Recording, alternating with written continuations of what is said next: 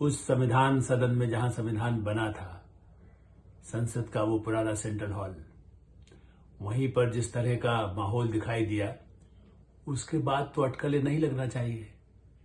और खास करके प्रधानमंत्री नरेंद्र मोदी ने जो कह दिया, इसीलिए मैंने सवाल की शुरुआत इसी से की, कौन बनेगा मंत्री।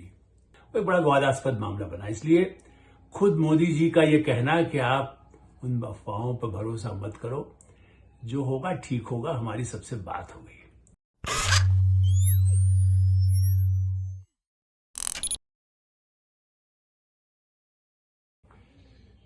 नमस्कार, मैं हूं आलोक मेहता।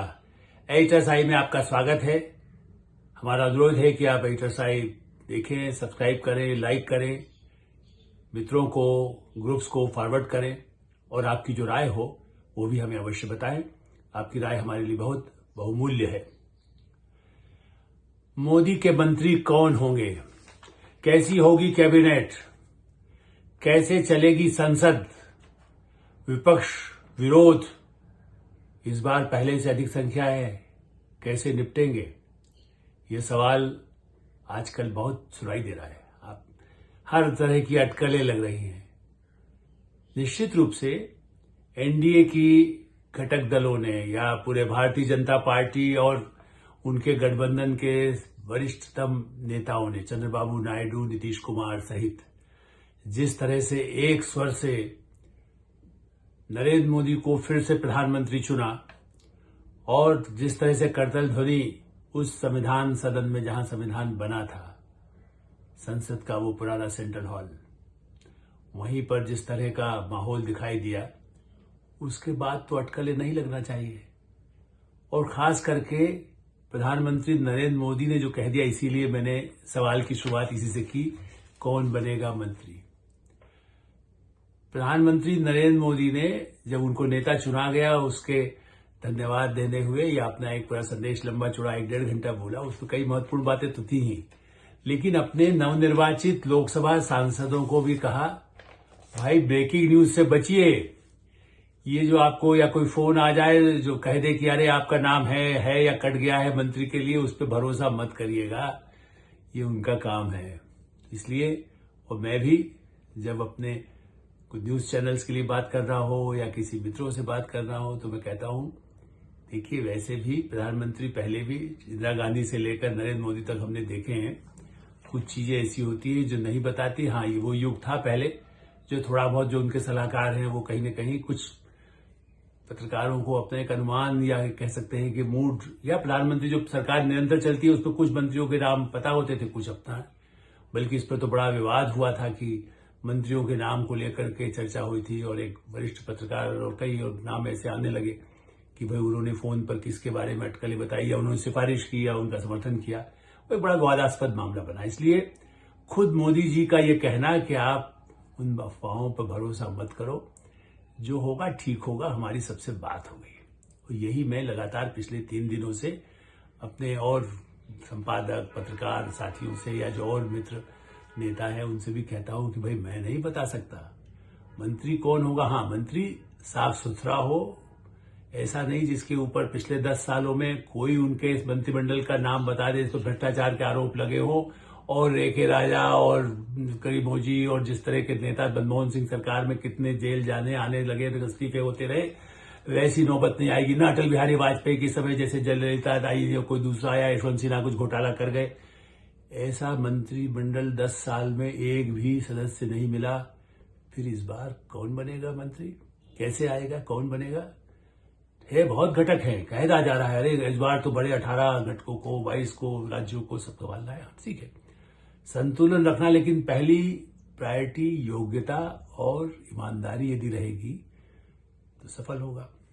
अब गठबंधन की बात, इसलिए उतना मैं निश्चित रूप से कह सकता हूं, चाहे वो सरकार अनाउंस करे न करे, पार्टी करे न करे, लेकिन पुराने अनुभव के नाते, ऐसा मैंने कहा कि इंदिरा गांधी के कार्यकाल से मैं देखता रहा हूं, मैं ये कह सकता हूं फिर से कि जो महत्वपूर्ण मंत्रालय हैं जिससे सरकार का पूरा नियंत्रण, कैबिनेट कमेटी होती है जो बिल्कुल कई भी क्रूशल मौके पर, कोई संकट की घड़ी हो या कोई ऐसे बड़े फैसले हो, उसमें सिर्फ 5 ही लोग होते हैं, प्रधानमंत्री और उसके बाद मोरारजी देसाई एक वित्त मंत्री थे तो वो प्रधानमंत्री भी थे, ये कह सकते हैं। लेकिन वैसे देखा जाए तो गृह मंत्रालय पिछले वर्षों के दौरान लगातार, एक युग था जब गृह मंत्रालय भी थोड़ा ऐसे मंत्री होते थे जो कुछ भी कठपुतली की तरह हो, लेकिन अब तो गृह मंत्रालय बहुत महत्वपूर्ण है।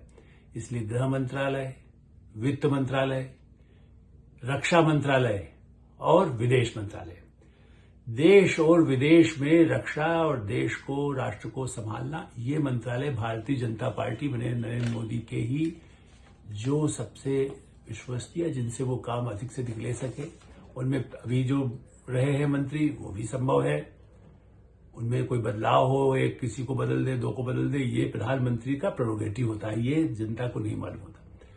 अरे घटक दल, देखिए तब सबको कहना पड़ता था, चाहे किसी मध्यस्थों के जरिए, लॉबीज के जरिए भी कहा जाता है, वो भी है, या समझाओ बुझाओ परिवार में होता है ना, अरे भाई वो बिगड़ रहा है थोड़ा सा, उस रिश्तेदार को संभालना है आपको, जरा तुम बात कर लेना, हम बात करेंगे तो और ज्यादा विवाद होगा। ये गठबंधन को, धर्म को निभाना। और कौन है प्रधानमंत्री? नरेंद्र मोदी, जो राष्ट्रीय स्वयंसेवक संघ और उसके बाद भारतीय जनता पार्टी में संगठन के काम करते हुए, मुझे याद है जॉर्ज फर्नांडिस से 75 से संबंध थे उनके। लोग समझते हैं क्या हुआ, जनता पार्टी है जो सरकार कब बनी, जॉर्ज फर्नांडिस 77 में क्या हुआ, बाद में तो काम करने का मौका तो अटल बिहारी वाजपेयी आई, तब भी वो संगठन में काम कर रहे थे। लेकिन नरेंद्र मोदी जॉर्ज फर्नांडिस जैसे नेताओं को पहले भी जानते थे, कर्पूरी ठाकुर को पहले जानते थे, चौधरी चरण सिंह को पहले जानने लगे थे, चाहे वो संघ हो या भारतीय जनता पार्टी में हो। कांग्रेस के कई नेताओं को भी वो, गुजरात से लेकर के देश के भी कई नेताओं के बारे में समझने के, वो सभी कहिए संपर्क में न भी रहे हो, लेकिन उनकी अंदर की अच्छाई बुराई दोनों जानते थे। इसलिए ये कहना कि नरेंद्र मोदी अब कैसे, कई हमारे ही साथी बड़े वरिष्ठ संपादक भी है, कैसे चलाएंगे, अब कैसे नीतीश को, चंद्रबाबू नायडू ने जो भाषण दिया संसद के केंद्रीय कक्ष में जहां पर ये चुनाव हुआ, उस भाषण को कोई दोबारा सुन ले तो समझ में आ जाएगा कि कितना प्रबल समर्थन उन्होंने किया। और कहा कि 5 साल नहीं, उन्होंने कहा 10 साल, अगले 10 वर्ष के लिए हम उनको ये सोचते हैं भारत कैसा बनेगा, ये हम ये काम करने वाले हैं। तो कैसे आंध्र प्रदेश के विभाजन के बाद अमरावती को बनाने का सपना कैसे पूरा होगा। अमरावती जिसके लिए, ठीक है चंद्रबाबू नायडू बीच में थोड़ा सा ऐसा होता है ना, घर में थोड़ा रूठ जाता है, वो चले गए थे इस गठबंधन से, लेकिन फिर वापस आ गए। और उस समय नरेंद्र मोदी जी ने ही, जब गठबंधन के साथी थे, आप फोटो आपको मिल जाएंगे, जब चंद्रबाबू नायडू कभी जब मुख्यमंत्री थे उस समय ही अमरावती के लिए जो पौधा लगाया जाता है ना, भूमि पूजन का काम तो उन्होंने किया था। उसके बाद चंद्रबाबू नायडू नहीं रहे, दूसरे मुख्यमंत्री आ गए, तो उन्होंने अपने हिसाब से, जगन रेड्डी अपने हिसाब से काम करते थे, वाईएसआर की पार्टी के, उन्होंने नहीं उसको आगे बढ़ाया। लेकिन इन्होंने वायदा किया हुआ है, उसके लिए कहने की जरूरत नहीं है। चुनाव से पहले ही नीतीश या क्या चंद्रबाबू नायडू को जरूरी है, कैमरे पर सब विचार विमर्श थोड़ी होता है, जो वीडियो जारी कर दिया जाए की बात है, तो कुछ चित्र जारी हो जाते हैं। लेकिन कई मुलाकातें, जो प्रधानमंत्री 18 घंटे काम करता हो, वो किससे कब मिल रहा है, किसके मार्फत मिल रहा है, किससे उनको समझा रहा है या उनकी बातों को पता लगा रहा है, ये बात ऐसा प्रधानमंत्री बहुत ही दुर्लभ दुनिया में है जो नब्ज को जानते हो। मैं इसको आप तारीफ समझ लें, लेकिन क्या कहे, क्योंकि मैंने एक सब प्रधानमंत्रियों के कामकाज देखे हैं। इंदिरा गांधी के उतने करीब तो नहीं कह सकते, उनके जो सलाहकार थे कुछ ऐसे, जिनसे मिलने का मुझे बहुत अवसर मिलता था पत्रकार के नाते। कोई भले कांग्रेस से संबंध रहा, ना बीजेपी से रहा, लेकिन यह राष्ट्रीय स्वयंसेवक संघ है, उसकी क्या भूमिका पहले भी थी, अब भी क्या है, ये भी मैं जानता हूं, पत्रकार के नाते जानता हूं। विश्वास इतना होता है, जैसा नरेंद्र मोदी ने आज भी कहा कि देखिए ये गठबंधन विश्वास के कारण 30 साल से चला है और आगे भी चलेगा। और मेरा भी कहना है कि यदि 50 वर्ष से अधिक पत्रकारिता में हूं तो मेरा काम भी विश्वास के बल पर ही चला है, प्रतिपक्ष के नेताओं से भी या सत्ता के नेताओं से। सत्ता के नेता हो तो शायद ज्यादा मिलना कम अच्छा रहता है, सत्ता के बाहर रहने पर वो मिलने से फायदा ये होता है कि तब वो पहचानते हैं कि हाँ, सत्ता में नहीं होते हुए भी ये कभी हमसे मिलते थे। यही फार्मूला नरेंद्र मोदी का है। वो इन नेताओं के संपर्क में, इन दलों की अपेक्षाओं को, राज्यों की समीक्षाओं को, जिस तरह से वो बस में घूम करके उन राज्यों की समस्याओं को समझते हैं, कश्मीर से कन्याकुमारी तक, और सोमनाथ द्वारका से लेकर के कामाख्या, पूर्वोत्तर क्षेत्र की समस्याओं को, उनकी संस्कृति को समझते हैं और यही कारण है कि ये गठबंधन में अच्छा मंत्रिमंडल होगा। मैं पूछा करता हूँ, हाँ थोड़ा बहुत बदलाव तो पिछली भी सरकार आई थी, चाहे 2014 में आई, 2019 में आई। संशोधन होते हैं, नीतियों में भी कुछ संशोधन हो सकता है, विचार विमर्श भी हो सकता है। ऐतिहासिक फैसले 370 जैसा हुआ, तलाक को खत्म करने का फैसला हुआ, महिलाओं के आरक्षण का महिलाओं को संसद विधानसभा में आरक्षण 33% दिए जाने का फैसला हो, जो दूसरी कोई सरकारें नहीं कर सकी इतिहास में जब पिछली बार किया। अब लोग कहते हैं भाई अब ये इनके पास जो एजेंडा है वो कैसे पूरा होगा, समान नागरिक संहिता कैसे लागू होगी, इस पर कैसे, भाई वो पहला कदम नहीं है। आज उन्होंने कोई कह दिया आयुष्मान भारत कैसे लागू होना है, 3 करोड़ और लोगों को, गरीबों को घर कैसे बनना है। 3-4 करोड़ पहले बन चुके हैं, अब अगला टारगेट उनका क्लियर है कि अगले उस पर बनना है, किन राज्यों को कितना महत्व मिलना है, कितने बड़े पैमाने पर। फेडरलिज्म ठीक है, संघीय ढांचे में संबंध एक दूसरे से बहुत ही घनिष्ठ हो, केंद्र राज्यों से, लेकिन प्रतियोगी संबंध हो, प्रतियोगी हो कि आंध्र आगे बढ़ रहा है तो तेलंगाना कितना बढ़ेगा, महाराष्ट्र आगे बढ़ रहा है तो गुजरात कितना बढ़ रहा है, गुजरात बढ़ रहा है तो मध्य प्रदेश कितना बढ़ रहा है, मध्य प्रदेश कितना बढ़ रहा है तो राजस्थान कितना बढ़ रहा है, केरल यदि बढ़ रहा है तो लक्षद्वीप भी चाहे पड़ोस में है उसको भी कितनी प्रगति हो, वहां उद्योग नहीं लगेगा, वहां समुद्री क्षेत्र में क्या हो सकता है टूरिज्म में। जो कोशिश की गई है प्रधानमंत्री नरेंद्र मोदी ने पिछले कार्यकाल या चुनावी अभियान में जो दर्शन दिया, उसके पीछे धारणा है।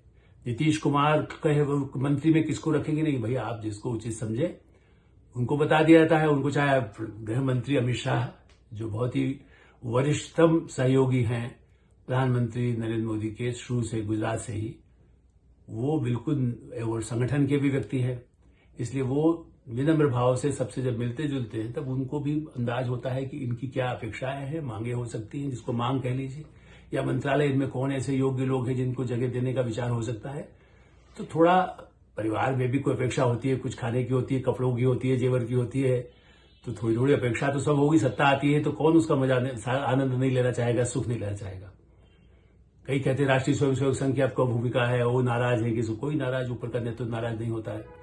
नीचे के लेवल पर परिवार में, जैसा मैंने कहा, परिवार जितना बड़ा होगा उतने ही किसी को लगेगा कि ये दाल में नमक कम है, किसी को लगा ज्यादा है, कोई कहता है दाल मीठी है तो गुजराती दाल आ गई, कोई कहेगा नहीं मैं तो, अब मेरे इलाके में उड़ीसा में और बंगाल में तो हम तो ये दूसरा खाद्य खाते हैं, हमारे यहाँ तो मछली भी चलती है, या अरुणाचल प्रदेश में।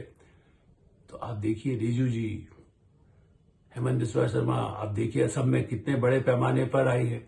गोवा में प्रधानमंत्री ने जिक्र किया, ईसाई समुदाय का भी जिक्र किया, उन्होंने कहा पंथ निरपेक्ष, पंथ सारे पंथ के लोगों का सम्मान करते हुए, वो धर्म के शब्द इस्तेमाल नहीं करते हैं, वो कहते हैं सबका विकास सबका साथ, सभी धर्मों का, सभी जातियों का। अब जातियों का वो होगा कि नहीं होगा, इस बारे में मैं फिर शायद अलग से भी एक चर्चा करूंगा। लेकिन चंद्रबाबू नायडू ने एक इंटरव्यू में कहा, जब उनसे एक बड़े वरिष्ठ पत्रकार ने पूछा कि आप जातीय गणना के बारे में आप क्या सोचेंगे, कल ही उन्होंने कहा, चंद्रबाबू नायडू जो आंध्र प्रदेश के फिर मुख्यमंत्री बनने जा रहे हैं, शपथ अगले सप्ताह होगी, उन्होंने कहा कि स्किल सेंसस होना चाहिए, जिसके लिए मैं भी वर्षों से लिखता बोलता रहा हूं। आदमी का क्या कौशल है, क्या कर सकता है, गांव का कुम्हार भी क्या कर सकता है, और बड़ा बड़ा मुंबई और कलकत्ता में या दिल्ली में रहने वाला क्या कर सकता है, उसका यदि आपके पास होगा कि हमारे पास इतने कौशल के लोग हैं तो आप उनका उपयोग कर सकेंगे। इंजीनियर कॉलेज बने और इंजीनियरिंग की नौकरी नहीं मिल रही है, फिर रोना गाना होता है। आखिर चीन ने इसीलिए प्रगति की, चीन की तरह हम सिस्टम तो कमजोर नहीं आएगा कि मैं इंजीनियर बनना चाहता था, मैं डॉक्टर बनना चाहता था, मैं नहीं बन सकूं, लेकिन देश की आवश्यकता किसकी, यदि उसको पता हो कि हमें इतने इंजीनियर चाहिए तो उतने लोग इंजीनियर पढ़ने के लिए जाएंगे, दूसरे किसी और क्षेत्र में जाएंगे। अब तो डिजिटल इंडिया का जिक्र जो प्रधानमंत्री नरेंद्र मोदी ने अपने भाषण में भी किया है, उससे लगता है कि गठबंधन में और राज्यों की अपेक्षा देश के विभिन्न भागों की, उसे पूरा करने का जो लक्ष्य है वो उन्होंने संकल्प की तरह व्यक्त किया है। और इसलिए ये सही है, वरिष्ठ मंत्री और जो प्रोफेशनल्स आए हैं, बल्कि मुझे तो बहुत, मैंने ज्यादा उनको सुनने को नहीं मिला, लेकिन पवन कल्याण आंध्रा के नेता, जिनकी एक छोटी सी पार्टी है, उन्होंने तो, उनको तो खुद प्रधानमंत्री ने कहा कि पवन नहीं तूफान है, उनका समर्थन। कल मैंने उनको टेलीविजन पर सुना तो उन्होंने कहा कि नरेंद्र मोदी के लिए सब कुछ समर्थन नहीं, जान भी दे सकते हैं। इतना बड़ा वक्तव्य जो है मैंने कहीं भारतीय जनता पार्टी के नेताओं का भी पिछले दिनों नहीं सुना, जो ये कह दे सोचते होंगे, उनके प्रति समर्पित है, मैं उससे इनकार नहीं कर रहा हूं, जरूरत हो तो शायद कहेंगी, लेकिन पब्लिकली एक विरोधी इसके बारे में मुझे भी ज्यादा नहीं था, चुनाव में वो थे इतना मुझे हमें मालूम है और सब चर्चा में जानते हैं कि आंध्रा में चंद्रबाबू नायडू ने भी उनका नाम लिया, लेकिन वो कोई बहुत ऐसे नहीं, जो युवा और चिराग पासवान, रामविलास पासवान के बेटे हैं, वो काफी सुधर भी गए। उनको पहले नीतीश से विवाद के बाद केंद्र में भी कई उनकी अपेक्षा पूरी न होना, मंत्रिमंडल में न लिया जाना, उनके चाचा को मंत्रिमंडल लिया जाना, उसके बाद भी धैर्य के साथ रहे। आज उनके 5 लोग चुन गया, जिस ढंग से चिराग पासवान ने संकल्प और समर्थन दिया, इसको क्या कहेंगे? इसको कमजोर सरकार कहेंगे। और जो प्रहार किए गए हैं उन अफवाहों को लेकर, चाहे मंत्रियों के अफवाहों को लेकर हो, इलेक्ट्रॉनिक वोटिंग मशीन की अफवाहों को लेकर के हो, कांग्रेस के हथकंडों को लेकर के हो, कांग्रेस ने पहले कैसे कैसे क्या क्या नुकसान किया, भारत के लोकतंत्र, भारत की न्यायपालिका का अपमान किया, इलेक्शन कमीशन का अपमान किया। इलेक्शन कमीशन को रोज जब चुनाव की प्रक्रिया पीक पर हो उस समय रोज एक एप्लीकेशन लाके सुप्रीम कोर्ट में आखिर इलेक्शन कमीशन का जवाब दे, पानी के जवाब दे, कभी कहते मार्केट का जवाब दे। मतलब सुप्रीम कोर्ट के यहां भी दरवाजे खुले हैं, न्याय मिलना है, लेकिन दुनिया में लोकतंत्र को बदनाम करना, 2 दिन पहले तक यदि हम सत्ता में नहीं आए तो आग लग जाएगी, इकट्ठे हो जाओ, मतदान केंद्रों के बाहर खड़े हो जाओ, ये ऐलान करने वाला उसकी जो भर्त्सना की है कटु शब्दों में, और फिर ये भ्रष्टाचार को मिटाने का फिर से एक संकेत दिया है। और नीतीश कुमार ने कहा है कि जो हैं उन लोगों के पूरे काम कर दीजिए। ये संकेत है कि जो भ्रष्ट है उन पर कार्रवाई और जल्दी हो। ये भी मैं तो इसको निष्कर्ष मानता हूं। मंत्री कोई भी बनेगा, सरकार कोई भी बनेगी, विकास के और दुनिया के देश आने वाले हैं। 6 देशों के तो निमंत्रण, जो पड़ोसी हमारे देश है, या मॉरिशस दूर हो चाहे, लेकिन मॉरिशस से भी प्रधानमंत्री आने की बात है, नेपाल से, भूटान से, बांग्लादेश की शेख हसीना, सारे पड़ोसी देशों के नेताओं ने निमंत्रण और स्वीकार कर लिया। इसलिए 9 तारीख को जो कहा गया है शाम को शपथ ग्रहण का अब तक का जो कार्यक्रम है वो तो होगा ही, लेकिन ये संकल्प बहुत महत्वपूर्ण है। देश एक नई दिशा में, एक नए शंखनाद के साथ जा रहा है। हमें भी अपेक्षा यही है। इसे पॉजिटिव कहेंगे आप, ज्यादा मैंने बुराई नहीं की तो इसलिए आपको अच्छा लगे ना लगे, लेकिन सच यदि है तो उसे स्वीकार करना चाहिए।